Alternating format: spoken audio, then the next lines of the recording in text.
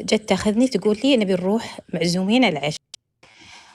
وكانت أختي شكلها كان أصغر من عمرها، وكانت أضعف وكانت أجمل، وقالت لي امشي نبي نروح عشاء. ورحنا ودخلنا ساحة، فكان فيها موجودة واحدة من قريبات جدتي الله يرحمها، هي متوفية، وجلسنا عندها وقالت لي، وقلت لها أبي شيء أمسح فيه جسمي. فأخذت قطعة قماش كانت عندها وقعدت أمسح، عذرا يا شيخ على الكلمة، أمسح أباطي، أمسح جسمي، أمسح رقبتي. فجابت عطتني ثوب كان أبيض مايل للخضار كذا، وقالت لي البسيه. قلت لا، الثوب هذا قصير علي ما أقدر ألبسه. قالت لي لا البسيه. قالت لي أختي البسيه راح يطلع زين. وأنا كنت جالسة يا شيخ، لبست الثوب وأنا جالسة وكان واسع علي. فقلت أنا خايفة أقوم ألاقي الثوب قصير، أنا دايما ثيابي قصيرة علي، ما ألاقي ثوب طويل يعني دايما، لأني أنا يا شيخ طويلة أصلا. فالمهم قمت يا شيخ وكان الثوب طويل علي وواسع وكان جميل جدا وكان شكلي مرة حلو. وأخذتني ورحنا العزيمة، أخذتني أختي ورحنا العزيمة، ودخلنا وكان فيها ناس كثير من جاراتها، جارات أختي، وجلسنا وقالوا لنا يلا العشاء. لا عفوا يا شيخ، جلسنا لوحدة من صديقات أختي جالسة وبنتها موجودة. بنتها كانت مرة جميلة بنتها، وكان يا شيخ هي فمها صغير بس كان في الرؤية براطمها كبيرة، فمها كبير كان. فقلت لها أنتي سارة؟ قالت نعم. قلت شلونك يا سارة؟ قالت الحمد لله، أخبارك أنتي؟ وكانت مبتسمة وتقول لي الحمد لله بخير، أنتي شلونك؟ وتسلم علي. فقمنا ورحنا العشاء، فلقينا العشاء خالص يا شيخ، فلقينا شغلات بسيطة قمنا ناكلها. بعدين أختي فجأة خذتني وقالت لي امشي يلا نبي نروح، كانت زعلانة. وطلعنا من العزيمة ورحنا البيت. فأقول لها ليش رجعنا؟ ما تعشينا ما قعدنا. قالت لا امشي. يوم رجعنا البيت، واحدة من جارات أختي اتصلت عليها وقالت لها، اسمها أم صالح، قالت لها ليش طلعتي من العشاء؟ قالت أنا سمعت ناس يتكلمون عن أختي، يقولون إنها تحرك شيء في أسنانها أو تكلم شيء في أسنانها. فقلت لأختي ليش ما قلتي لي ليش؟ أنا أصلا ما أتكلم في أحد، أنا ما أضر أحد، ليش ما قلتي لي أدافع عن نفسي؟ فرحت العشاء كنت أدور على واحدة اسمها فاطمة، ما أدري منين طلعت لي فاطمة هذه. وأقول وين فاطمة؟ حسبي الله ونعم الوكيل، وين فاطمة؟ ليش تتكلمون علي؟ ليش تأذوني بالكلام؟ أنا ما أذيتكم. وانتهت الرؤية يا شيخ. كم عمرك أنت؟ عمري 44. من اللي أنت؟ معلش يعني أنت قالوا لك أنت ولا واحد من أخواتك؟ عندكم أحيانا قد يعني تحتاجون، من اللي عندكم قد يكون يحتاج إلى تبرع أو تبرع؟ شلون نحكي؟ يعني شلون تبرع يا شيخ؟ أنت من اللي منكم احتمال أنه قد يعمل عملية؟ أنت عندك الكبد كويس، الكلية، من اللي قد ها؟ ما عندنا أحد والله يسوي عملية، لا ما في، بس أنا عندي المرارة. أيوة، وش عندك؟ إيه أنا بس عندي حصى بالمرارة وخايفة أسوي العملية، ما ببالي أسويها. لازم تسوين العملية. إيه الرؤية هذه سوي، عندك مشكلة يعني في المرارة وقالوا لك مفترض انك تسوين عملية، ها؟ إيه لازم أسويها بس أنا ما سويتها والله يا شيخ. تسويها الله يهديك، سوي إيه؟ هذه العملية. نعم تحتاجين عملية لأنها يظهر لي أنها أثرت على جزء من جسمك. لا يا شيخ ما أثرت علي الحمد لله. الرؤية تحذير، ينبغي عليك أنك تسوين هذه العملية. طيب ولا تؤخرينها. تمام يا شيخ الله يجزاك. الرؤية أقرب إلى التحذير ونخوك، والله أعلم وأعلم. بس هذه في الرؤية هذه أهم شيء ونخوك، هذه أهم شيء، تسوي العملية ولا تقلقي. نعم يلا أم فارس. ترى ماني راضي انه رقمي 50 صراحه. اذا انتم راضين عن انه يكون رقمنا 50. نعم يلا. السلام عليكم. السلام ورحمه الله وبركاته. اولا يا شيخ، انا طبقت رقية البقرة والصافات والحمد لله بعد 20 يوم حملت من بعد 1.5 سنة. ما شاء الله لا قوه الا بالله. الحمد لله، الله يتمه يا ربي على خير. نسأل الله رب العرش الكريم، الحمد لله، نسأل الله رب العرش الكريم أن يثبت هذا الحمل وأن يرزقك الذرية الصالحة الناصحة. الحمد لله. هذه أيضا كم؟ يلا ما شاء الله لا قوة إلا بالله، ما شاء الله تبارك الله. هذه سبحان الله يا شيخ، أنا عملت الرقية وصرت أرش المي الباقي بالمي على البيت ورأيت رؤية إن كأن قطة طلعت لي وكأنها عضتني مع رقبتي. يعني هذا بعد الرقية، بعد شو اسمه، على طول بعد ما مشيت على الرقية. ما أدري هل هي خرجت يعني من البيت أو هل في يعني أذى كان بالبيت، ما أدري. أنت عندك الغدة ولا إيش؟ لا الحمد لله، ما لا.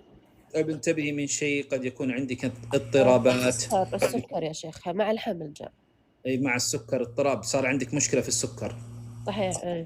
نعم خلاص، هذه قد يكون من العين، قد يكون من العين، والله أعلم. هذه أذية أصابتك. نعم. أنا رأيت رؤية. رأيت إني كأني إني كأنا بفصل أو كأننا بحفلة. وكان في رجل كبير ماسك رجل يعني ولد من أولاده. الولد هذا كأنه معاق، يعني ما يقدر يتحرك، وأقرب إلى ظني إنه أعمى ما يشوف. المهم كأننا الحفلة هذه خاصة بي أنا، فجيت يمه يعني قلت ليش أنت هنا جاي يعني عند الحريم. هو لبس الرجل كان عاري، يعني كان لابس شورت قصير جدا وظهره طالع، فما عجبني المنظر. فجيت يمه قلت له يعني عطني الولد، هل أمه هنا موجودة؟ قال إيه موجودات. قلت طيب عطني أنا أوصله إلى أمه وأنت خلاص يعني اطلع. فأخذت أنا الولد وهو طالع الرجل، سألته قلت أمه موجودة؟ قلت هل له أهل هنا؟ قال له 4 خوات وأمهم كلهم مسجونات. المهم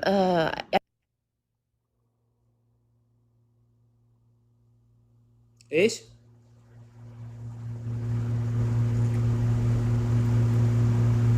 أم فارس، يلا يا الهنوف، في مشكلة الله المستعان اليوم. يلا يا الهنوف. السلام عليكم يا شيخ. السلام ورحمة الله وبركاته. الله يعطيك العافية وينفع بعلمك يا رب. شاكر لك وشاكر الأخت حنين على الجهود الجبارة. أسأل الله عز وجل أن يجعلنا وإياكم كذلك. نعم. الله يجعله في مزيد حسناتكم يا رب، يرفعها بكم يا رب جنة النعيم.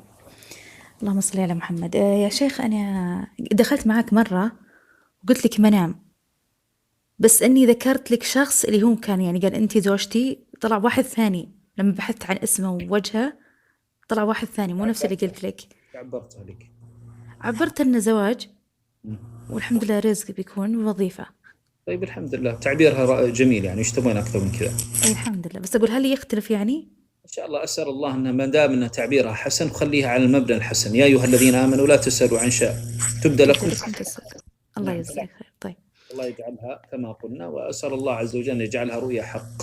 نعم يا رب.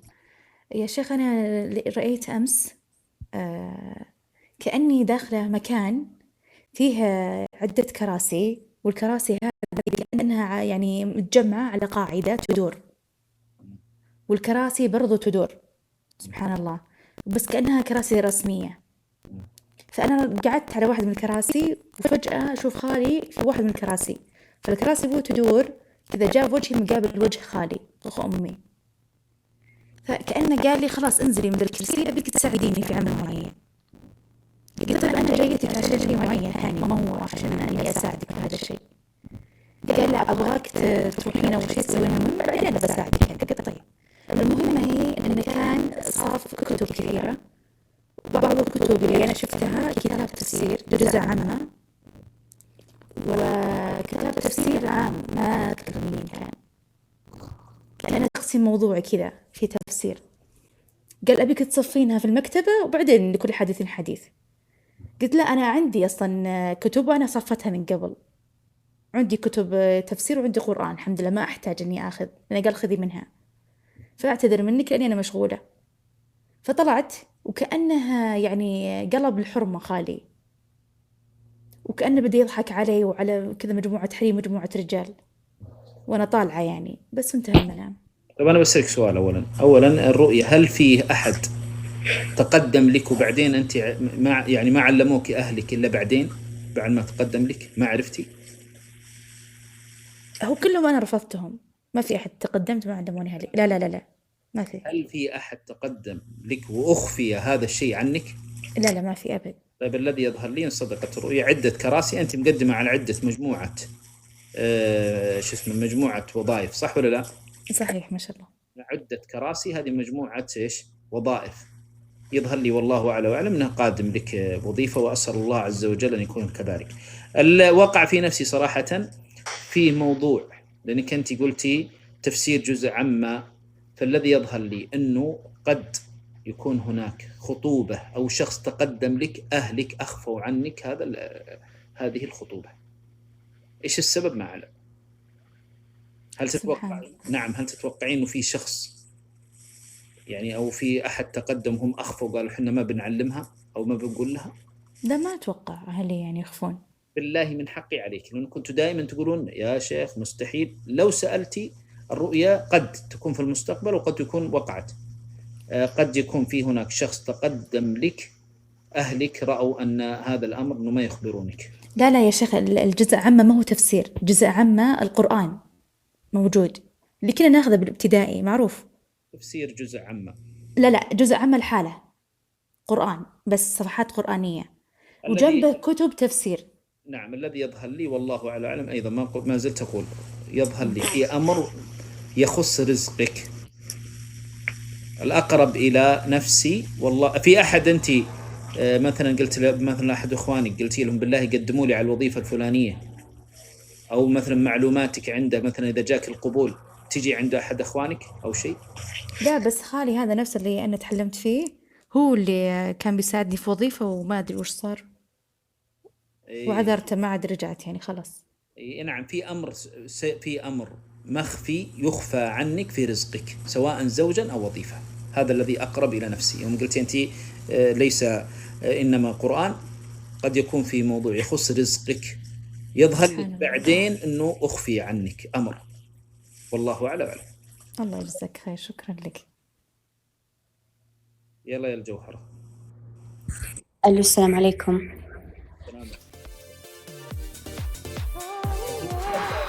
الله يخلف عليكم. ضبط معكم الدعم؟ دقيقة نقول هنا كيف فسرتها كذا، اشرح لنا.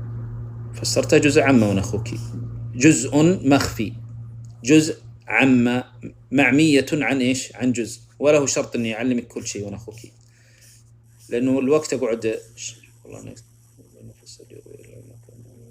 الله سبحانه وتعالى. نعم عرفتي، وانا اللي يسألوني يقول كيف فسرتها، قالت إيش؟ جزء عامة، يعني جزء مخفي عنها، خلاص. وهي ما سألتني، وبعضكم يسأل يقول كيف عبرت، ليش يعني إيش بجيبها من راسي أنا؟ يعني تفكروني بصرفها لكم كذا صرفية يعني ولا إيش؟ كأن في مطعم نصرف؟ لا، هذه رؤى، هذا علم من أخوك. تفضلي يا الجوهر. يا شيخ، أنا رأيت إني سكنت بيت جديد أنا وأولادي، فكنت مبسوطة جدا بهذا البيت، لكن كنت أشوف نفسي في الدور الثاني أنا وأولادي. فبعدها كنا جالسين، فقلت لهم أنا بدخل دورة المياه. لما دخلت دورة المياه أيوة. لما دخلت دورة المياه شفت السيراميك كله لونه سماوي، فعلى ما جيت بجلس حصلت السيراميك اللي خلفي تهتز، يعني كانت تتحرك. فلما نظرتها قلت لازم العامل يرجع يصلحها. فبعدين لاحظت في نافذة بالحمام، يعني مكان غريب فيه. شكرا يا قناديل، شكرا. فتوجهت لهذا المكان وفتحت النافذة. فلما فتحت يعني طلعت إلا لقيت مخزن في دورة المياه، فاستغربت، قلت غريبة في مخزن بدورة المياه، يعني أول مرة أنا أشوف كذا. فلما نزلت راسي شفت إن المخزن عميق على تحت، يعني مو نفس الغرفة العادية. فقلت لازم أنا أنزل أشوف إيش فيه في هذا المخزن. فنزلت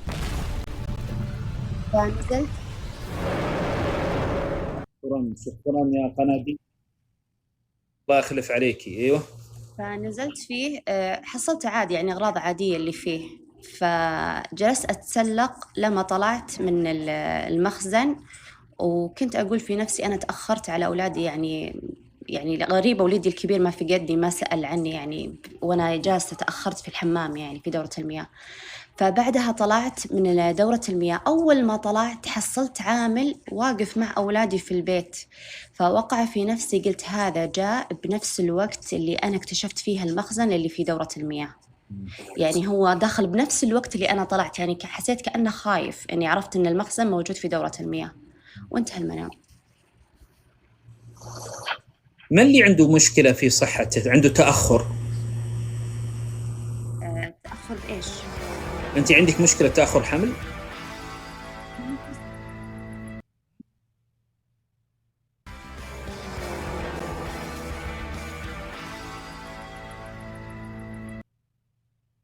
حياك الله عبد الرحمن. ها عبد الرحمن، فاز الهلال ولا وتقول أنا هلالي ومبروك الفوز بالكأس يا عبد الرحمن ومختفي. أيوة. أنا منفصلة يا شيخ، ما عندي تأخر الحمد لله بالحمل، عندي أولاد والحمد لله. إيش اللي واحد من عندكم عنده تأخر؟ تأخر بإيش؟ في عنده مشكلة تأخر في أحد من أبنائك؟ أنت إيش كم لك منفصلة؟ 4 سنوات ونص. في أحد من أولادك في إيش أصغر أولادك؟ 7 سنوات. وضعه كويس؟ إيه الحمد لله كويس، ما عليه. على وعي. الرؤية تقول في تأخر، في أحد يعاني من تأخر في نطق، تأخر في شيء. ما دام انك انت تقولين ما في، فالله اعلى واعلم، قد يكون الرؤية ما هي واضحة او ما اتضحت لي. طيب يا شيخ ممكن استفسر منك؟ انا الصراحة فسرتها، الواحد قال لي في عمل، صراحة خوفني يعني. ايش؟ قال لي في عمل. سحر يعني؟ ايوه. ما ظهر لي انا الرؤية، الاقرب الى نفسي انه عندك انت تأخر في شيء. هل انت العذر الشرعي يجيكي؟ ايه الحمد لله. في شيء من عندك تأخر مثلا نمو في شيء في جسمك؟ لا الحمد لله كل شيء تمام يا ربي لك الحمد. ما ادري بس هذا الحمد لله، هذا كل شيء اللي واضح اللي قلته، كل شيء اموري فيها تمام الحمد لله. الذي يظهر لي في شيء متأخر عندك، في نمو متأخر عندك أو عند أبنائك، تقولي ما هو موجود، لأن الرؤية تقول رموزها أقرب إلي أنه في تأخر، في نمو، في شيء، في حاجة يظهر، والله أعلم. قد يكون الأيام القادمة. شكرا البحرين أو قطر. خلاص. نعم والله أعلى وأعلم. عرفتي؟ نعم. غيرها. أما بالنسبة للعمل ما ظهر لي أبد عمل أبدا. أنت عندك تأخر في رزقك يعني مثلا؟ ايوه صحيح. طيب. يعني أنت متأخرة عن في رزقك. ايوه سبق وقلت لي نفس الكلام هذا بالضبط. إيه خلاص. طيب أنا أخوك خلاص، إذا أنت عليك بالرقية. لا يوجد هناك، قد يكون عندك تأخر تحتاجين إلى رقية، لكن لا يوجد هنا رمز السحر. ما نستطيع أن نتكلم. قد أنت متأخرة، أنت مقدمة على وظيفة ولا إيش، ولا متأخرة مثلا ما تزوجتي ولا إيش؟ ايوه كل حاجه سبحان الله، يعني انا حتى يتقدمون لي بس ما يتم، وكذلك الوظائف اقدم ما يصير. قلتي لي انا نعم انا متاخر عني بعض الامور، متاخر عني بعض. نعم. الذي يظهر لي صدقت هذه الرؤية واصبت في شيء عندك متاخر، تحتاجين الى رقية شرعية، لكن لا يوجد هناك رمز يخص السحر. انا عارف. تدرين ليش؟ قال عامل صح وصرمي صح؟ ايوه. مع احترام الشديد. نعم والله اعلى واعلم من اخوك. طيب يعطيك العافيه. الله يحفظك.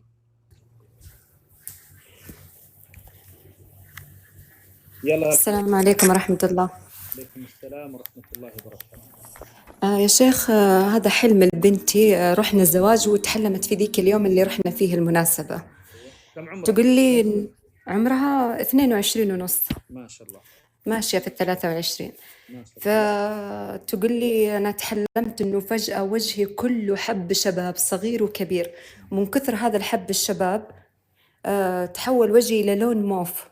وتقول كنت لابسة نفس الفستان الأزرق اللي أنا لبسته في المناسبة نفسه، بس وجهي تقول كأنه مدمور حب شباب كبير وصغير، وكأنه رؤوسه بيضة، يعني الحب الشباب.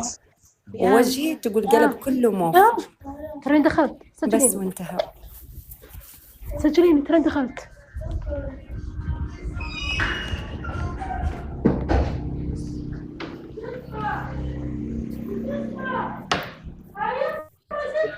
ترى سمعنا يسجلوا لي كوبشري. فين راحت الأخت اللي سجلوا لي؟ وانتهت الرؤية؟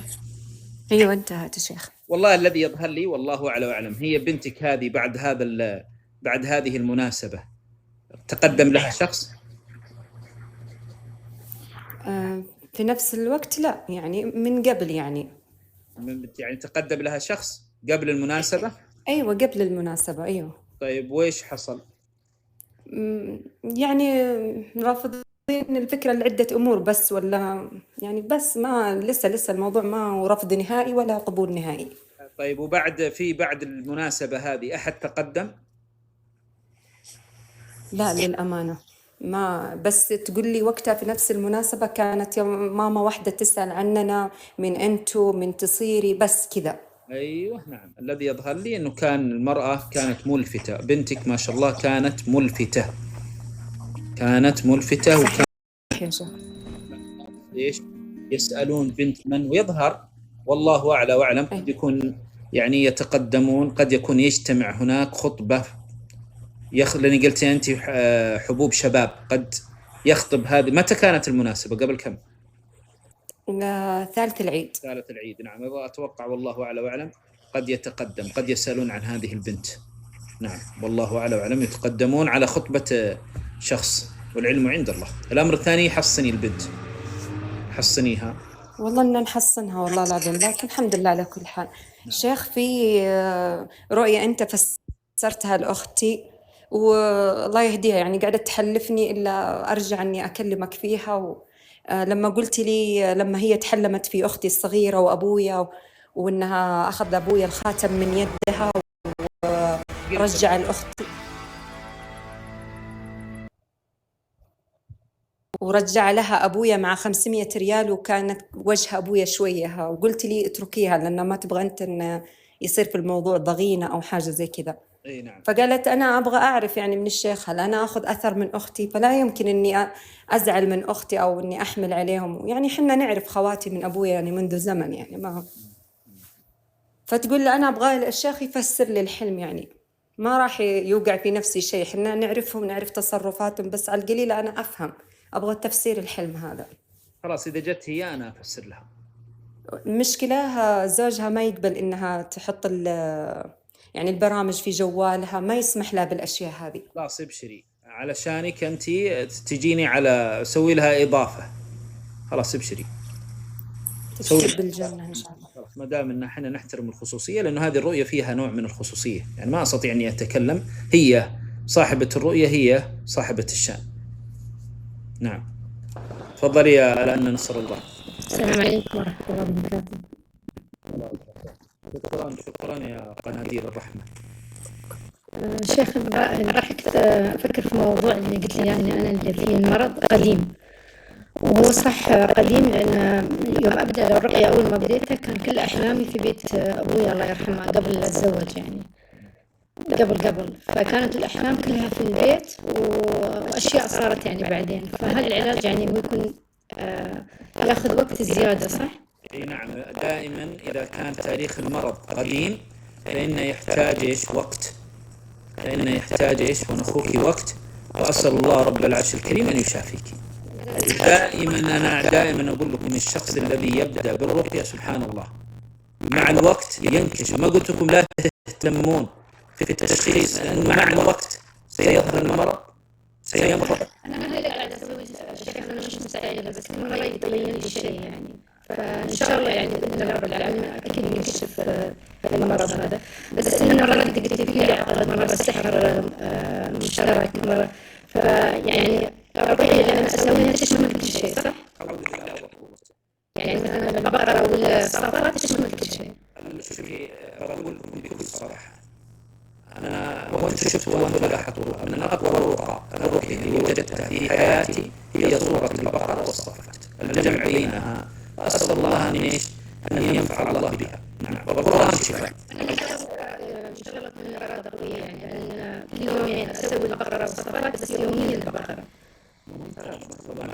ما دام انك انت طاقتك انك تقرأين سورة البقرة يوميا، بس احرصي على مسألة النفخ والشرب ولا تسخ. على طول نفس الصدر ولا شوف والدة حلمت في رمضان إني أنا مطلعة. والدة حلمت في رمضان إنها هي قاعدة تركب أثاث في بيتها، وكان طريقي موجود بس هذه الساعة كنت أنا زوجته بعد، فيقول لها لا تركبي الأثاث قليل. مهر جديد سواء هو أو غيره، والله أعلى وأعلم. سبحان الله، هي حلمت بعد العدة، هي ما تعرف موضوعي إن طلقت من زوجي الثاني، ما حد يعرف لين اليوم، فبس هي حلمت الحلم بعد ما كملت العدة. خلاص هذا عقد جديد، والله أعلى وأعلم. يلا خير إن شاء الله. شكرا، جزاك الله خير يا شيخ. مع السلامة. ألو، أي نعم. السلام عليكم يا شيخ. الله وبركاته. حلمت يا شيخ كأني أنا وأمي جالسين على سرير، كأن أمي اللي جالسة على السرير وأنا كنت واقفة، وجتنا بنت خالتي كأنها تشكي لأمي من حلم، يعني تقول أنا حلمت إن يعني قرصتني حية، وجالسة أنا أقول إيش لون الحية، تقول لون الحية السوداء، وكأني أنا وأمي قاعدين يعني نفسر لها هذه الرؤية في نفس الحلم. ما اللي كأني قرص؟ قرصها هي بنت خالتي، أيوه. وكأني قلت أيوة حية سوداء، معناته إن السحر في الأرحام، هذا السحر في الأرحام، وكأن أمي أكدت قالت أيوة هذا السحر في الأرحام. بس إيش وهي تعاني مريضة؟ البنت؟ إيه. والله أنا ما أدري يا شيخ. الذي يظهر لي أن الرؤية قد تكون على ظاهرها، صدقت هذه، وما دام أنكم رأيتوا في المنام وتفسرون في المنام، فهذا الذي يظهر لي، والله أعلى وأعلم أنها على ظاهرها. بس في شيء وقع في نفسي أنها أيضا تعاني من تخيلات، تتخيل أشياء ليست واقعية. هي تستخدم حبوب نفسية ولا إيش؟ والله ما أدري يا شيخ. في أنتوا عندكم في البيت أحد يتخيل أشياء ويستخدم حبوب نفسية؟ أيوة عندي أخوي الكبير يتخيل أشياء. أيوة نعم، هذا هو الرؤية، يتخيل أشياء، وهذا الأقرأ، ويستخدم حبوب نفسية. وش السبب يا شيخ؟ يعني إنه سحر يعني؟ نعم، سحر خيال، سحر خيال، يتخيل أشياء، يسمع أصوات، يتخيل أشياء، ومرة يحبك، نعم مرة يحبك، مرة أنت صديقته اليوم وبكرة عدوته. صح يا شيخ، صح. يعني أسأل الله رب العرش الكريم أن يشافيه. يا شيخ عاد يوم تفسر والدتك؟ أيوة. ابشري. الله يبشرك بالجنة يا رب العالمين. يا شيخ أنا حلمت أن كأني ضيعت شقة، يعني ضاعت في شقة ضاعت علينا، وكأني رحت لخالتي اسمها شفاء، كأنها يعني أخذوا من أحد أخذ منا الشقة، وكأن خالتي شفاء هذه تقول الله بيعوضك، وقلت الله بيعوضني. وبعدين يا شيخ كان في بلكونة مفتوحة على أرض خضراء، كان فيها العمال هذولا كانوا يسمعون أغاني، وكأني استنكرت عليهم الغناء، يعني قفلت باب البلكونة أنا وهي ورحنا لقينا عمي وعمتي فارشين سفرة على أرض، كان في دجاج ورز، وكأن عمتي الله يرحمها حاطة كأنها رجعت تاكل بعد ما كانت ما تاكل هي قبل موتها، وكأن عمي قال بشر رجعت تاكل. قلت أنا الحمد لله كنت فرحانة، كان حماتي فارشة الصحن لها لحالها، وكأنها ما هي فرحانة إن عمتي رجعت تاكل. بس يا شيخ والله هذه الرؤية الذي يظهر لي، والله أعلى وأعلم، صدقت هذه. خلاف مالي سيعود، خلاف مالي، أنتم أخذ منكم شيء أو حصل بينكم وبين أحد خلافات مالية، وقطيعة بسبب مال، بسبب سواء كان مالا حسيا أو معنويا، يعني مثلا أرض، مال. نعم، ستعود العلاقات، والله أعلى وأعلم. جزاك الله خير، الله يوفقك يا رب العالمين. تفضل يا بدور. السلام عليكم. عليكم السلام ورحمة الله وبركاته. يعني الأخت قناديل ما قصرت، شدوا حيلكم، أنا مفسر، وش رأيكم أخوتي؟ ردوا عليها. تقول أنت مفسر، ما أدري بعضكم شكله فاضي جاي من الدوام، ولا إحدى أمرين، يا هو ماكل شيء، يا هو شارب شيء، يا هو. طيب إحنا إيش جالس نسوي؟ يسأل أنت مفسر، وش رأيك طال عمرك؟ نعم تفضل يلا يا أصيلة. السلام عليكم. السلام. شيخ، ممكن يعني التفسير حلمين إذا ممكن؟ والله أعطيني رؤية الآن.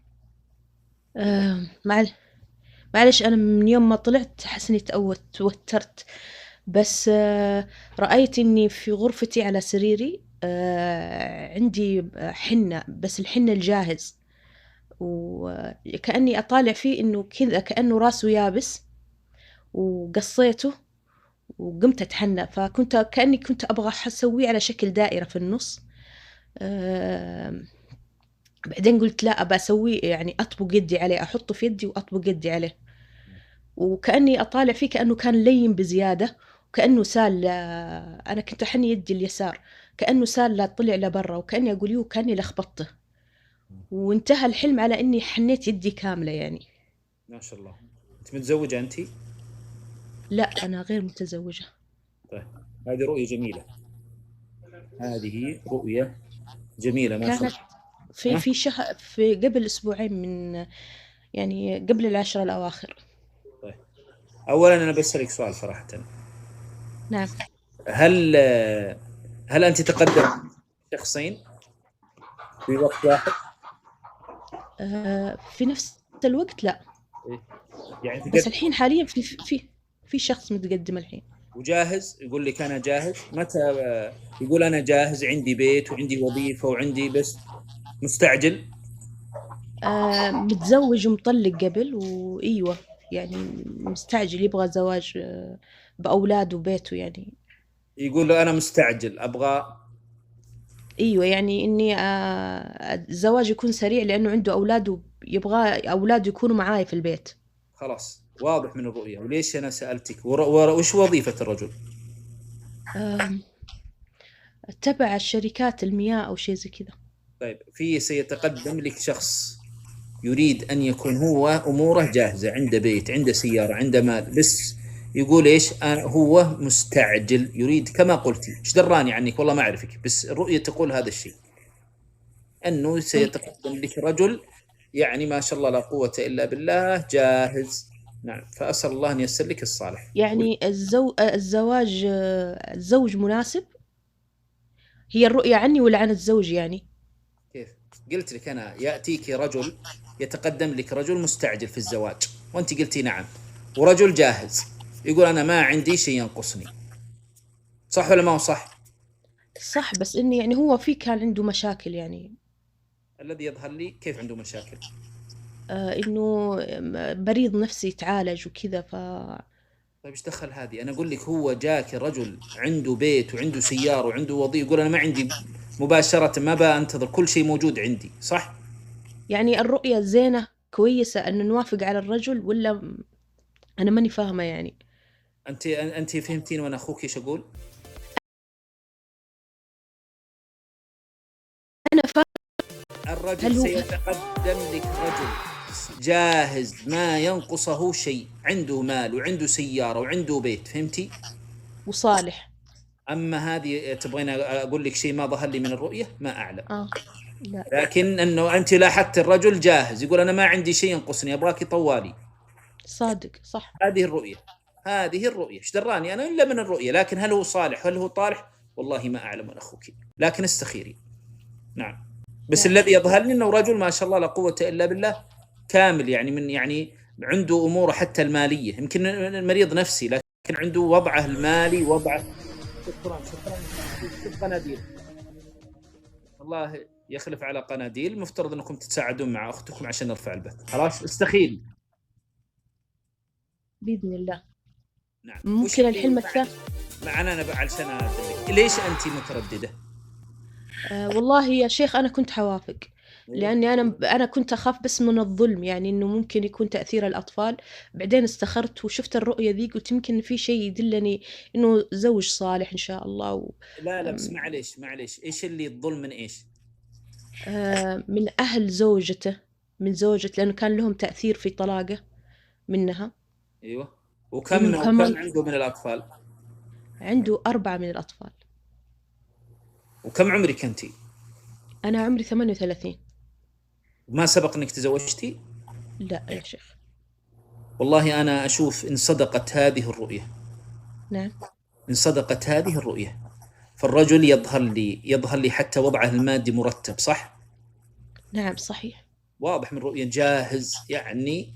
فلذلك أنا أشوف استخيري، ما دام أنك أنت بس أنت سألتيني في مسألة أنا توقفت فيه، هل هو صالح؟ أنا ما نعم. الرؤية تدل أنه هذا الرجل سبحان الله ما ينقصه شيء، ما ينقصه شيء سبحان الله، وهو نعم. مستعجل.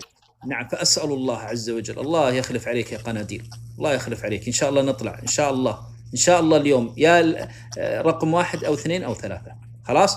فلذلك استخيري وأسأل الله أن يوفقك. اللهم آمين. يعني تسمح لي إني لو هذا أرجع أتواصل معك أستخير لو شفت حلم أو رؤية؟ ابشري طال عمرك، ابشري على خشمي. الله يسعدك. بالنسبة للحلم الثاني أنا أتعجب من الرؤى، شوفوا كيف الرؤى، صح ولا ما هو صح؟ أنا أعرفك يا أصيلة؟ لا أبدا، أول مرة توني أسوي إضافة. شوف كيف جابت الرؤى عشان تعرفون الرؤى عجيب، كيف عرفت أنه يأتيها رجل جاهز مكمل وسريع عشان تعرفون أنه هذا العلم عجيب. نعم الله يوفقك. الله يسعدك. تسمح لي بالرؤية الثانية مرة أخرى وأنا أخوك. الله يسعدك، شكرا لك. الله يحفظك. السلام عليكم. من الرؤى العجيبة اللي مرت علي، عليكم السلام ورحمة الله. أنا يمكن علمتكم ولا ما قلت لكم، واحدة ممرضة قالت لي، قلت لها الله عليك يا قناديل الرحمة، إن شاء الله أن يعني أسأل الله أن يرحم من تريدين. تقول يا شيخ أنا رأيت رؤية، فقلت لها لا تتركين، لأن هي جالها تكليف بعمل، طبعا هذا العمل بدون مقابل، فقلت لها لا تتركين هذا العمل، سيأتي له مقابل مادي. تدرون بفضل الله سبحانه وتعالى علما، تقول مستحيل يا شيخ، يعني ما جاها بعدين تقول يا شيخ نعم صار في مقابل مادي في هذا التكليف. فأحيانا الرؤى إذا وفق الله سبحانه وتعالى المعبر، لأن احنا بشر نصيب نخطي، إذا وفق المعبر تروها تخبركم بأشياء مستقبلية وتخليك تتخذ قرارات بعد توفيق الله سبحانه وتعالى قرارا صحيحا، إذا وفق الله المعبر وسدده، وأسأل الله أن يجعلنا وإياكم. يلا السلام عليكم. السلام ورحمة الله وبركاته.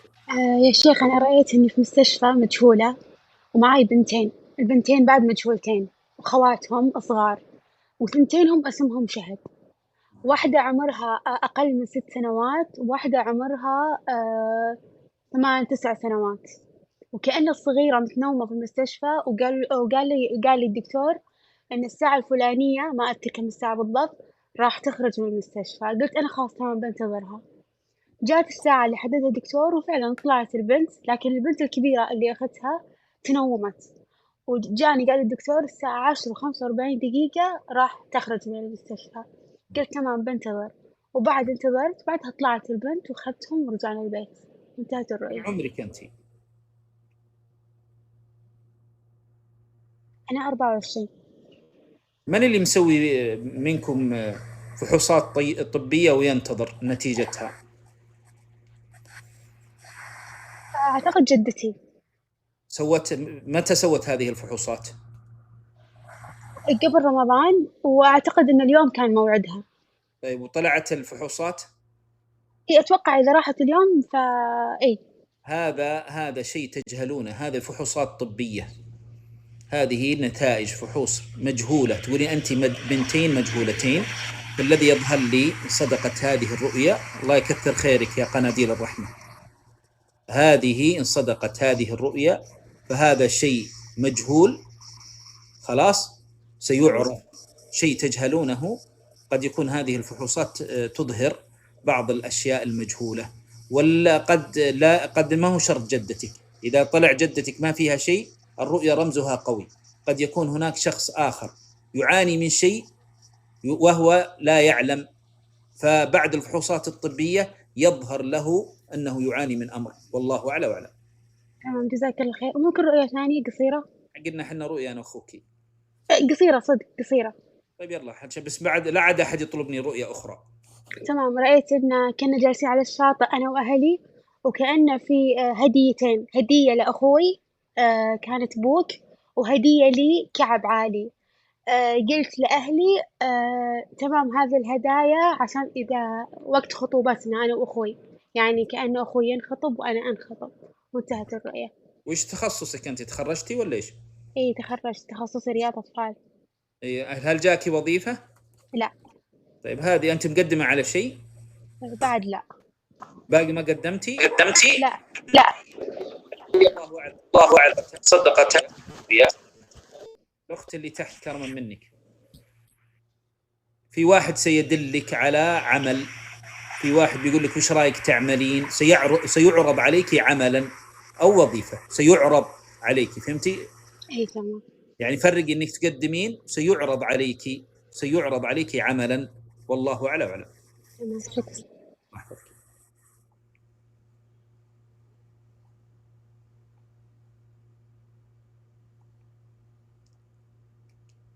تفضلي يا أختي. السلام عليكم. السلام ورحمة الله وبركاته. بارك الله فيك، شكرا أختي حنين على أنك طلعتيني. شيخ، أنا أول رمضان شفت رؤيا، شفت زوجي إجا لعندي، لأنه زوجي هو مسافر بالطبيعة. شفت إجا هو وكان معه أخوه وكانت في معهم مرة، فدخلوا عندي للصالون وقعدوا، أنا ضيفتهم بالتمر والقهوة. زوجي يقول لأخوه إنه أعرفك هاي زوجتي أنا تزوجت، فأخوه قال له إمتى تزوجت وليش ما خبرتينا؟ يعني كان منصدم جدا. من اللي منصدم؟ أخوه. يعني منصدم لأنه أخوه قاعد يعني ما خبره إنه هو تزوج، فحكى لي قال لي عن جد أنتم متزوجين؟ فقلت له نعم متزوجين، طلع البيت كله فيه صور زواجنا بعدين وقف. عيدي ما فهمت، معلش عيدي الرؤية مرة أخرى.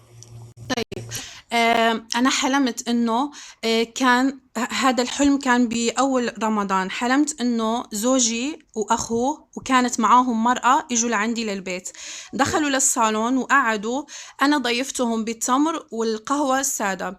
فزوجي قال لأخوه هذه زوجتي. يعني من يقصد أنت ولا الجديدة؟ أنا يقصدني أنا. يقول نعم يقول لأخوه هذه زوجتي. وفي الأصل هو نعم. أخوه يعرف إنك زوجته صح؟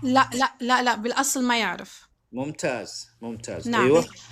المهم هو يقول له هاي زوجتي أنا تزوجت صار لي فترة، فقال له ليش ما خبرتينا؟ يعني كان منصدم، قال له ليش ما خبرتينا؟ قال له إنه ظروف خلتني ما أخبركم.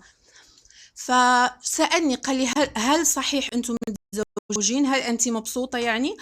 فقلت له شوف في البيت كان في صور معلقة يعني في الحائط تبع صور زوجي، يعني إنه بتعني إنه إحنا متزوجين. فقام واقف أخوه، قام واقف فصار يطلع كده بالبيت. بعدين هو واقف ماشي قاعد يدور في البيت، يعني أكرمكم الله يعني تبول، يعني هو واقف بدون ما يحس. أخوه. نعم أخوه.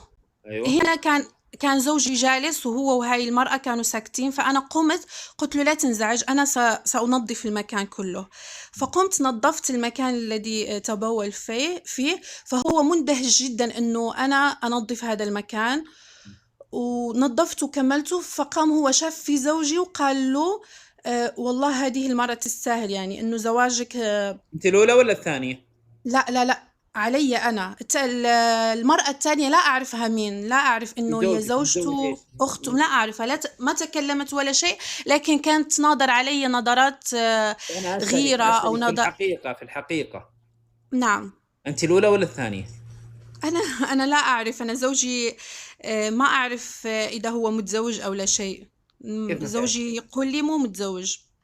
وأنت من فين؟ من أي بلد؟ أنا من أصول مغربية، بس ما أصول مغربية تركية. عندي طيب. جنسيتين. وفين زوجك؟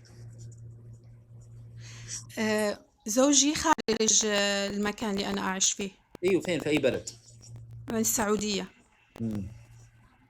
وانتهت الرؤية؟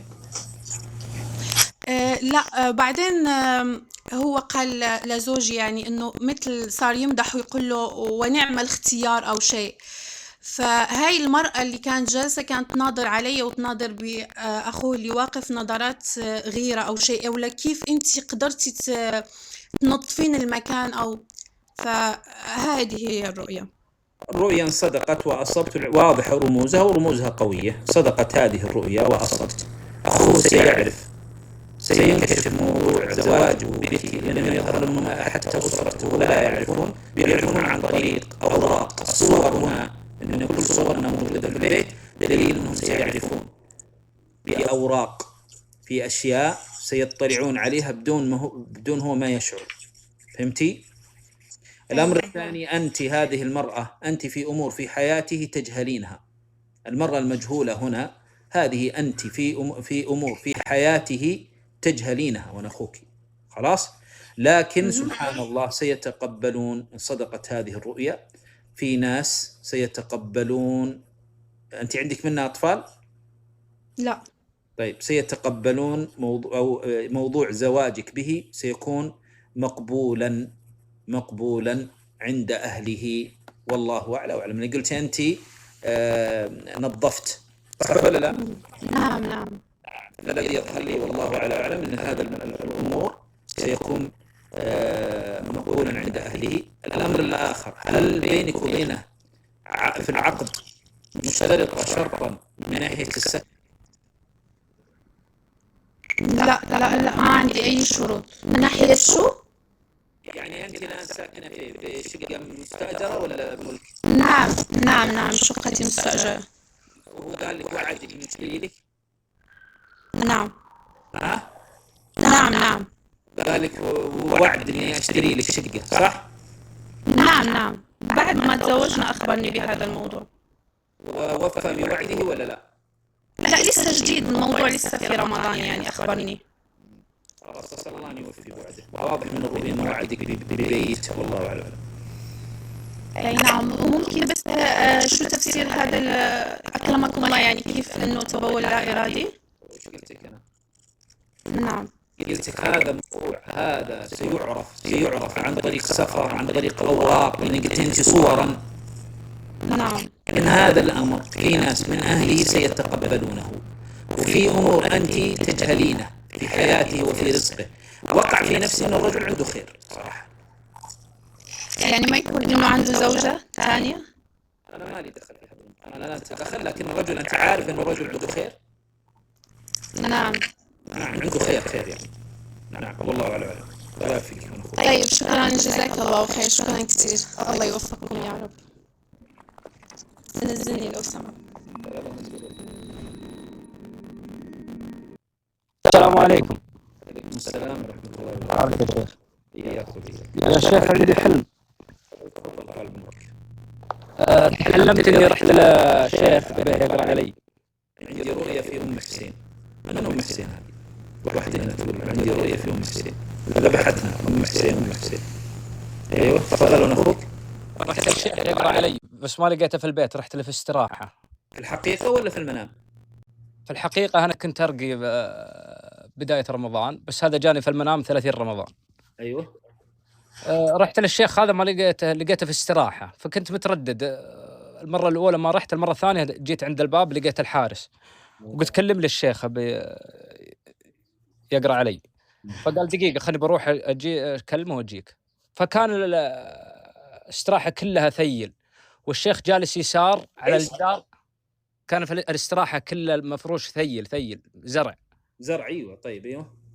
فكان الشيخ جالس على اليسار وجنبه طفل صغير بس مغطى بعباءة سوداء، وأنا أشوفه كأنه بنت صغيرة ما هو طفل. والهندي هذا يوم رايح له ما كان يمشي سيده يم الشيخ، كان يروح يمين من بعيد لين جاء عند الشيخ وكلمه، قال خليه يدخل. دخلت، جيت في نص العشب هذا وجلست تربعت وانسدحت على ظهري وقلت للشيخ تعال اقرأ علي. وجاء يقرأ، قال كلنا نحتاج قراية، وانا اضرب بيدي الثنتين على بطني قلت اقرأ هنا. قرب بيقرأ علي، أنا نظرت يسار إلا فيه الطفل هذا المغطى بعباه موجود، وانتهى الحلم. كم عمرك أنت؟ 37. وأنت متزوج؟ نعم. وسبب إنه بينك وبين زوجتك سبب الرقية إيش؟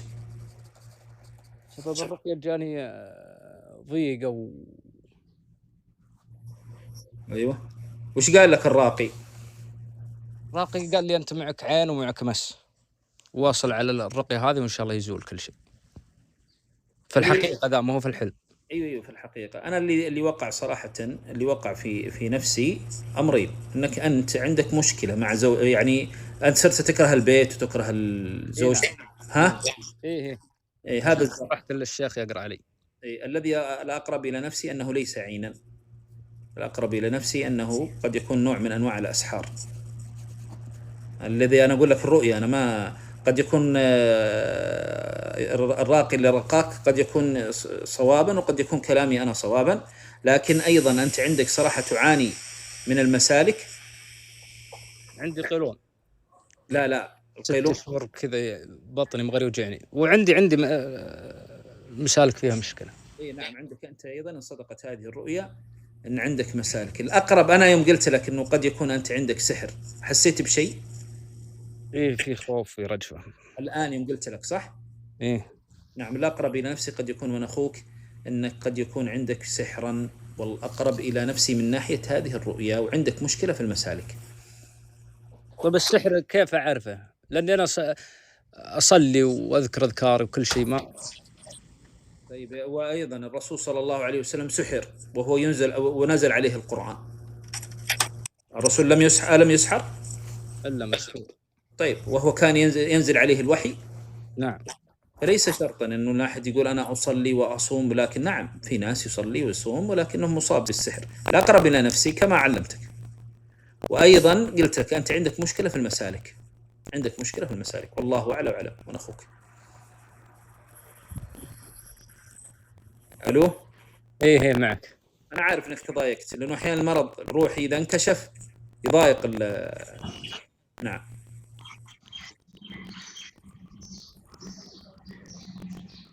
الله يكثر خيرك يا قناديل، وأيضا على نصر الله قريب ومشرفتنا ممتاز. يلا شدوا حيلكم، حافظوا على 3 وإذا استطعتم. بني آدم طماع. السلام عليكم ورحمة الله. نطلع الاثنين الأول، فأعرف أنكم يعني ما تقصرون. نعم حنا إن شاء الله نستحق ذلك. نعم. السلام عليكم ورحمة الله.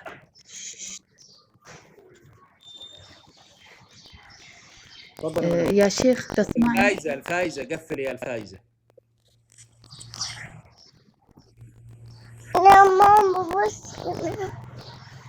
صوتي واضح شيخ؟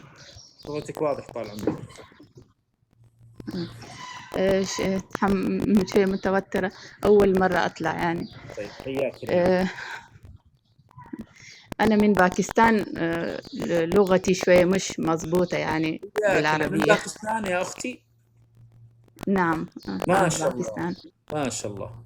شوف كيف أختنا من باكستان، سبحان الله هذه البرامج. نعم حياك. أنا عربية لكن عشت في باكستان. لغتي يعني أخذت حق أمي باكستاني، يعني أبوي عربي، فيمكن تفهم إن شاء الله علي يا رب. إن شاء الله.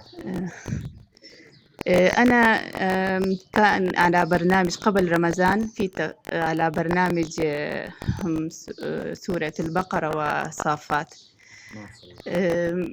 ليس بالاغتسال يعني، بس أقرأ وأشرب وأحط بكرورة يشربون أولادي كلها وزوجي. يعني 20 يوم تماما كذا كملت، وبعدين لما صار رمضان تركته وبديت على ختم القرآن، يعني مثل ما أنتوا قلتوا في واحد برنامج. لكن أنا ختمين كملت، مش يعني كل 10 يوم. الحمد لله. الحمد لله. نعم الحمد لله. وزوجي، بين زوجي وبيني شوية كذا نفور صار على طول في يوم العيد. يعني بعد ما وقفت البرنامج وبديت الختم هذا، وأنا نفس الطريقة أشرب موحد، لكن هو فجأة تغير وبدأ يعني يعمل مشاكل.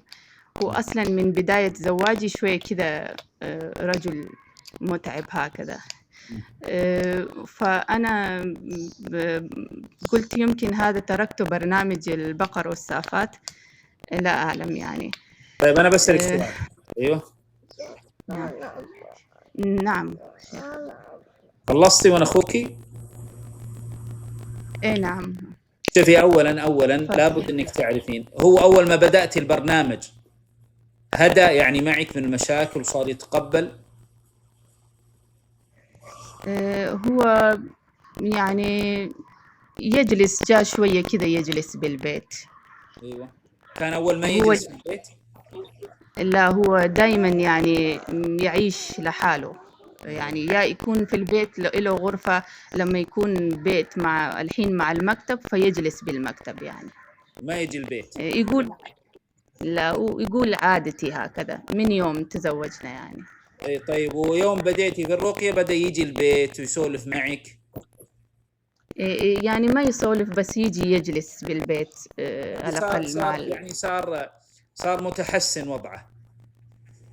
إيه، حتى أغسل له رجول مرتاح كان بنفس الماء اللي قرأت عليه. طيب شوفي، أنا ما ودي تتركين، لأنه قد يكون المشكلة عندكم قديمة، وأيضا قد يكون المرض شرس. ما ودي ما دام أنك أنت بديتي في هذا البرنامج وجدتي فائدة نوعا ما، بدأ يأتيكي وبدأ يجلس في البيت وبدأ يرتاح ثم تركتي، أنا ما ودي أنك تتركين، أنا ودي أنك تستمرين حتى تغلبين هذا المرض. ولمست منك ما شاء الله لا قوة إلا بالله، ما دام أنك بديتي في برنامج البقرة والصافات ثم بدأتي في الختمة، فهذا دليل أنك أنت حريصة. فأنا أريد أنك تستمرين ونقولك لا تقطعين. فهمتي؟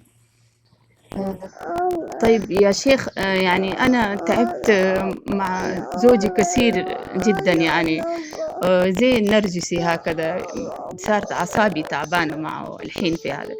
أنا قبل ما يعمل لي مشكلة هذا في يوم العيد، رأيت منه رأيت منام يعني يمكن أقول تفضلي.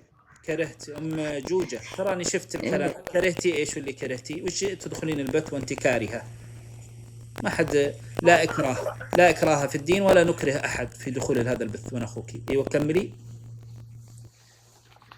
أنا رأيت بأنه أنا غارقة في زي بحر هكذا، يسموه بحر ولا شنو كذا، نهر هكذا، وخالي يطلعني زي كذا، واحد يطلع غارق شخص كذا يطلعني ومع الحجاب وأنا أرى نفسي يعني من بعيد، وخالي يطلعني وأنا يحطني على الزاوية، وبعدين هذا يدي لما أشوف أنا بنفسي يدي مربوط بالحبل إلى تحت البحر يعني كأنه جوا تحت الأرض البحر مربوط، اليدي اليسار ولا يمين يعني، ما أتذكر جدا. إيه نعم. فبس هكذا شفت. أنتم كم لكم متزوجين؟ 20 سنة.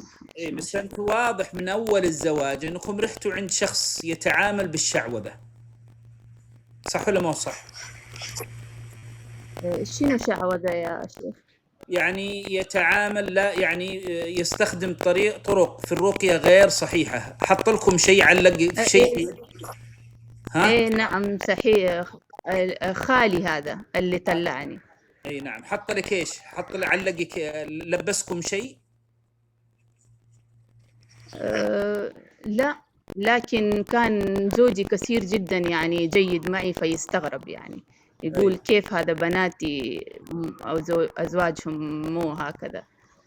ايوه. لا بس في احد حط لكم شيء، حط لكم حجاب، حط لكم يعني لبستوا انتم، لبسكم احد شيء، علق شيء احد عندكم في البيت؟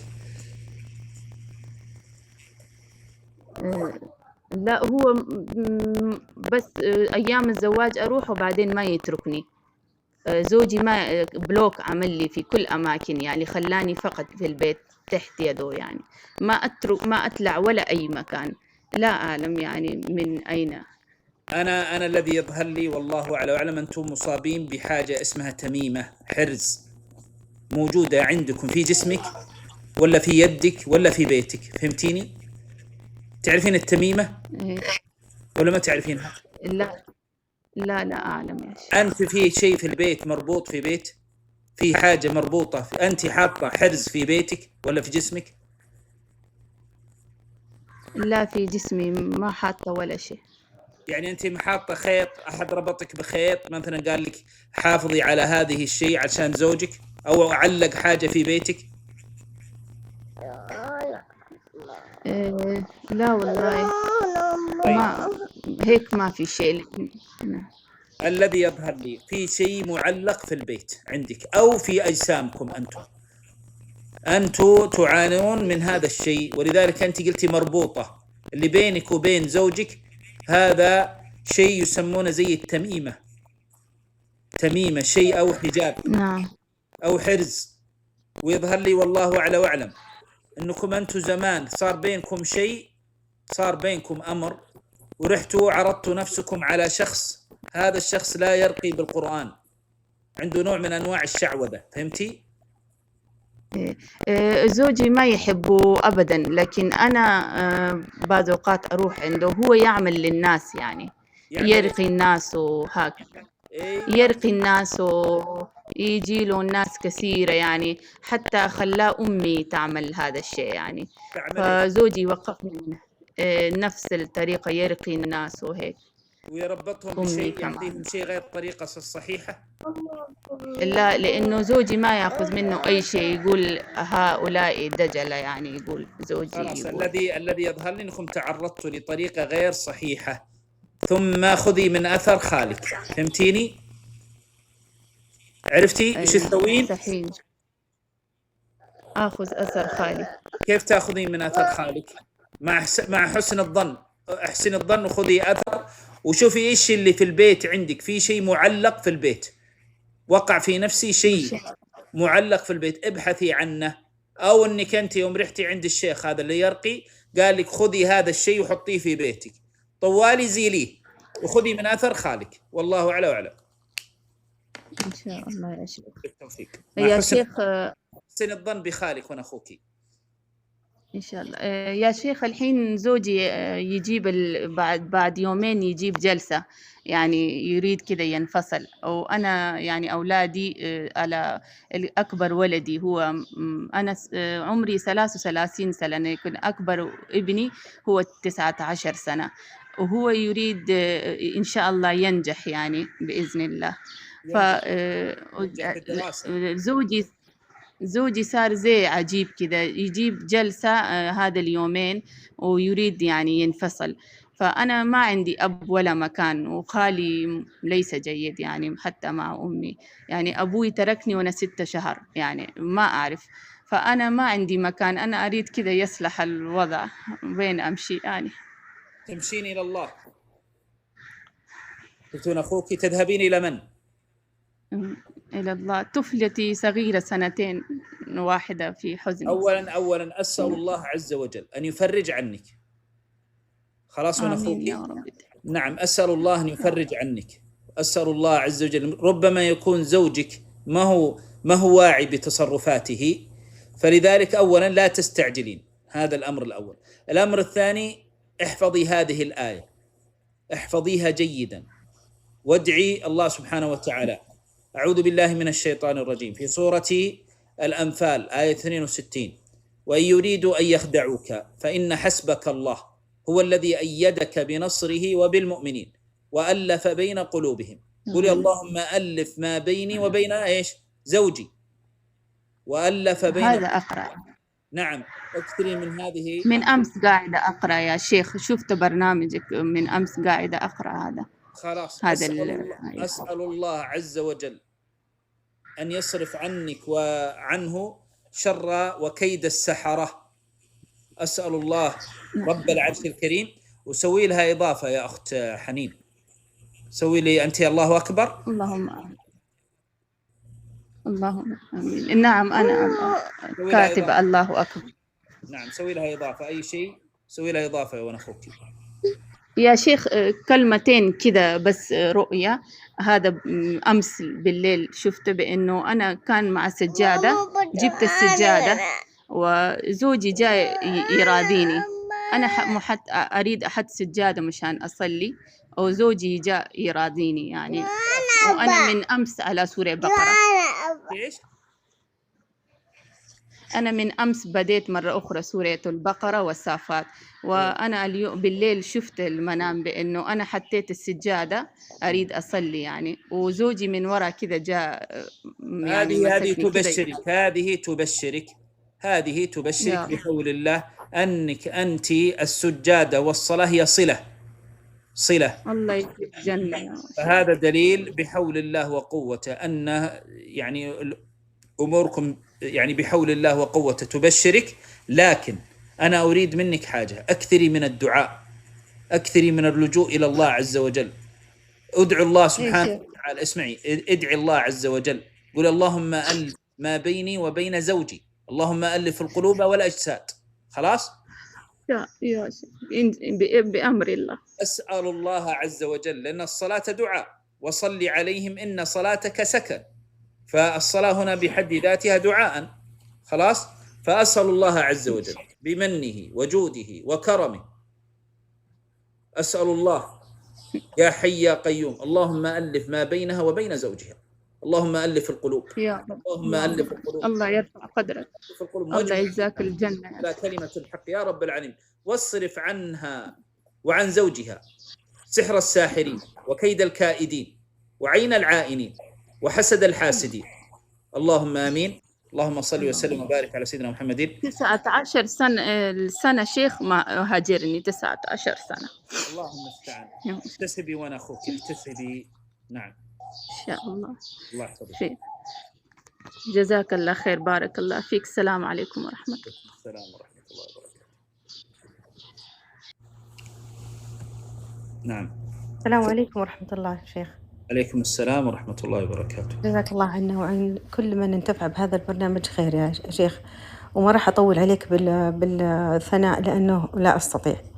شيخ أنا وابني اللي مرة فسرت لي رؤيا لما أنه كان يسبح في البحر وكان عاري، فأنت قلت لي هو كان عاري. نعم عاري، كان في مثل المكان الشاليه يعني، وتعرض لخوف شديد، والخوف الشديد هذا كان عبارة عن شاي أخضر حار مغلي انكب على ظهره مباشرة، وهو كان شبه ياخذ حاجة من الأرض، فكان على الظهر مباشرة.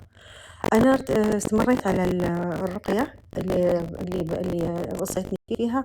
كنت قالت لك إنه خلصنا 21 يوم، قلت لي ما هو كفاية، وكان يطالع له دمامل صغيرة في جسمه.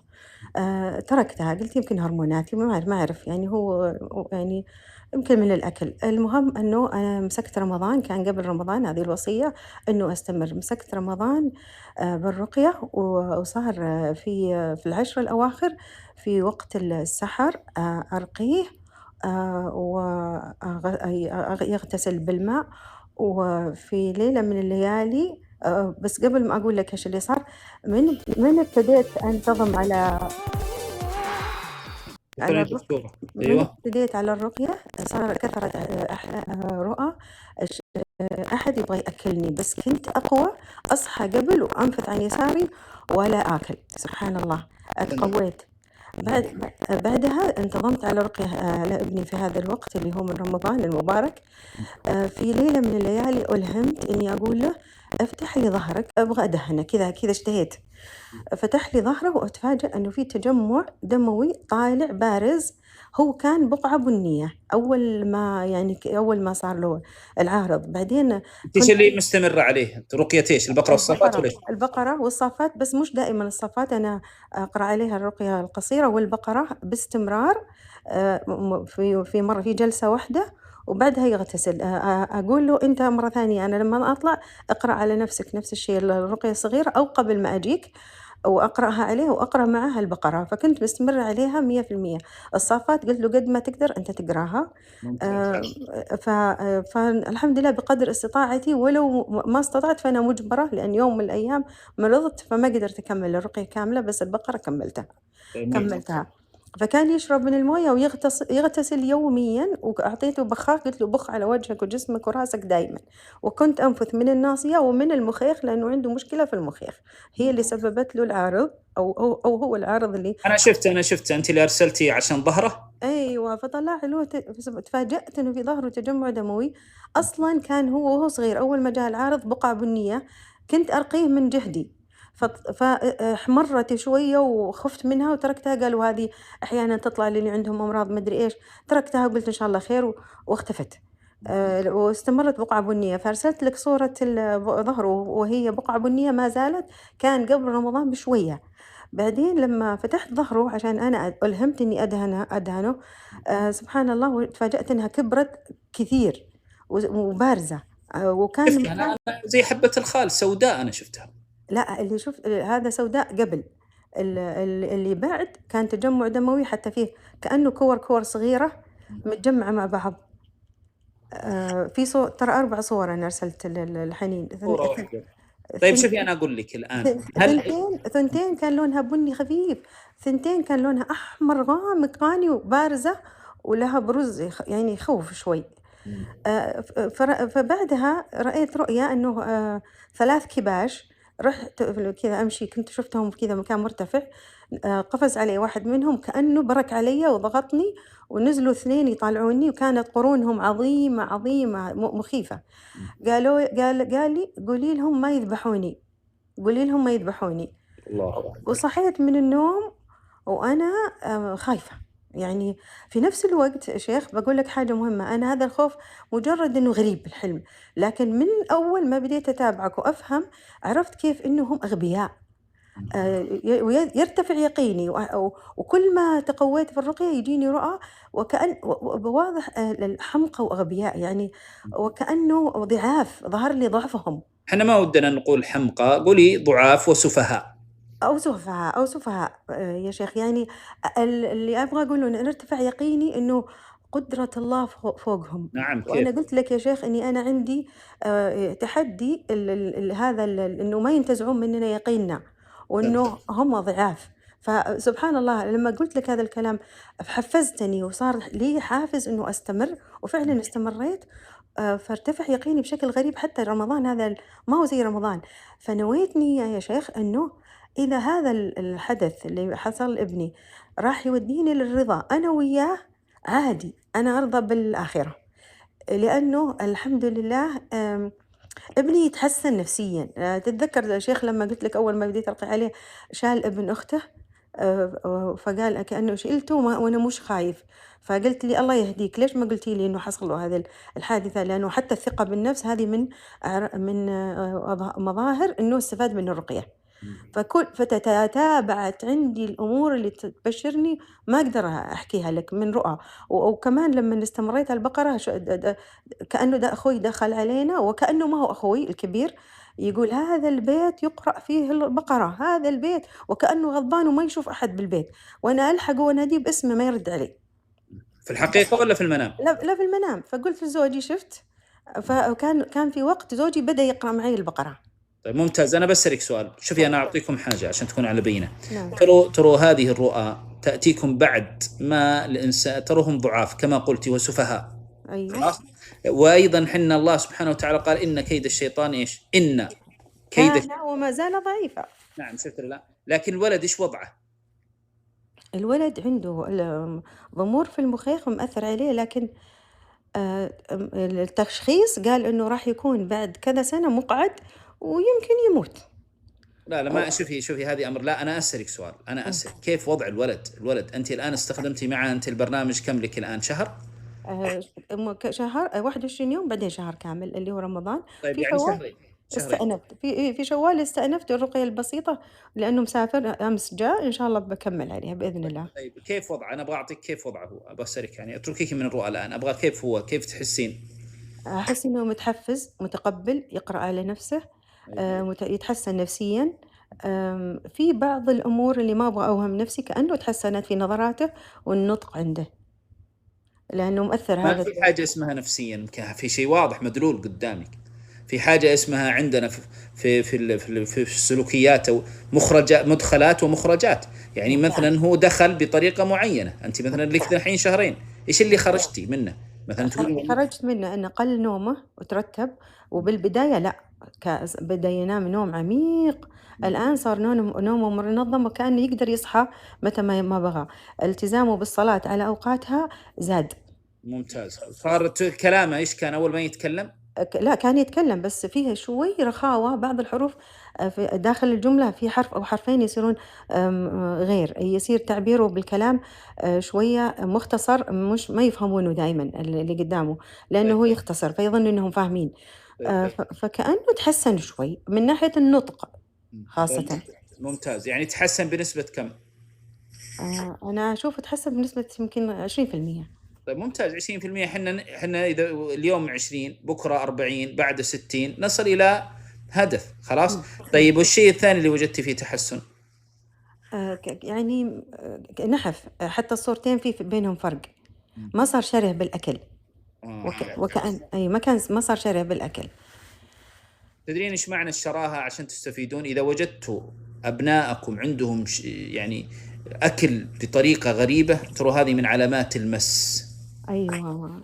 ركزوا على هذه. انجابت لي الأخت يعني الله يكتب أجرها الفائزة. إذا وجدتوا يعني أبنائكم يأكلون بشراهة غير طبيعية خلاص، فهذه تروها من علامات المس. نعم. خلاص. الأمر الثاني، هل استخدمتي مع صبغة الصدر؟ أي طبعا استعملت صبغة الصدر 21 يوم، ما رجعت لها في رمضان، رجعت للرقية العادية. يوم استخدمتي صبغة البداية وش كان؟ زي ما قلت لك ما تغير شيء كثير. اللهم إذا التغير اللي صار يمكن من صبغة الصدر، أنا ما انتبهت، ما أعرف صراحة. بس إني كنت أستعمل زيت وكل يوم أدهنه بالزيت اللي أنا أقرأ فيه يوميا في رمضان. طيب أولا أسأل الله رب العرش الكريم أن يشافيه، وأسأل الله عز وجل أن يلبس لباس الصحة والعافية. إيش اللي أنا أبغى منك؟ ما دام إنك تقولين وجدتي غير معلش غير النطق، وش وجدتي؟ عيونها فيها حركة غريبة من ضعف العصب، حسيت إنها أكثر راكدة أكثر. إيه كان إيش كان يعني تتحرك ولا إيش؟ أي تتحرك، يعني هو ما تشوفه لما يطالع العادي، لكن لما يركز أنا أركز في عيونه وأشوفها تتحرك. وصارت الآن أقل؟ كأنها أقل. طيب خلاص إذا استمري، بس الصبغة لا تتركينها، صبغة الصدر تراها مهمة. راح أرجع لها إن شاء الله. ويوميا يا شيخ ولا يوم ورا يوم؟ لا يوم واتركي يوم وهكذا. نعم. وسوي لها في الأماكن اللي أنا شفتها، خاصة الأماكن اللي في الظهر، سوي لها حجامة. ما دام أنك أنت الآن لك ما شاء الله لا قوة إلا بالله حدود تقريبا 51 يوم. نعم سوي لها حجامة في نفس الأماكن. رجع للحجامة يا شيخ الحمد لله، فضل الله سبحانه وتعالى، رجع للحجامة وأخذ باكج كامل، وصرنا نسوي له في أماكن أخذناها من طبيبة يعني درست الحجامة، فقالت إنه لتحفيز الجهاز العصبي والدماغ والكبد في الصدغين أو هذه اللي وراء الأذن، وبالوسط اللي هي السنة، وقالت له على أماكن في الظهر غالبا هي الأماكن اللي فيها ضعف. نعم استمري. وأنا لو أقول لكم بس عشان والله إني مرهق عشان الوقت، كان أقول لكم قصة عجيبة لشخص تقولها شيخ. بعلمكم بس في وقت آخر لأنها طويلة. قصة من أعجب الأمور، شخص سوى حجامة كان يعاني من سحر، وبدأ في برنامج سوى حجامة وصار له مشكلة صحية عجيبة، يعني عجيبة، من أعجب الأمور اللي مرت علي. الله يبارك، لا تنساها يا شيخ، الله يبارك فيك، تحكيها لنا. الله يبارك فيك، جزاك الله خير، وجزا حنين والداعمين كل خير يا رب العالمين. لا تنسوا الداعمين. نعم لا تحجب ما دعينا لهم يا رب العرش العظيم، تقبل منا ومن المتابعين جميعا يا كريم. آمين آمين. جزاك الله خيرا عنا يا شيخ. آمين آمين. السلام عليكم ورحمة الله. ورحمة الله وبركاته. طيب شكرا يا ولد بابت، أنتم شركائي والله. الحمد لله، والله إني أسعد عندما يأتي شخص يقول الحمد لله تأثرت، الحمد لله أني صرت. يرفع قدركم جميعا ويخلف عليكم أضعاف مضاعفة، ويكتب لنا ولكم الأجر ويجعلنا نافعين. ترى جميل أنك تدخل على أخيك السعادة وتحتسب هذا الأمر، تفرج كربته، تنفس عنه، تعينه. والله هذه من الأمور اللي بس خلونا نحتسب هذا الشيء، خلوا يكون عندنا احتساب. أخوكم في مقام اجتهاد، إن أصبت فمن الله وحده وإن أخطأت فمن نفسي والشيطان. أسأل الله أن يخلف على الداعمين وأن يخلف على المكبسين، وسوف نلتقي معكم بحول الله وقوته في الليل إذا أراد الله عز وجل. نعم، الله يحفظكم.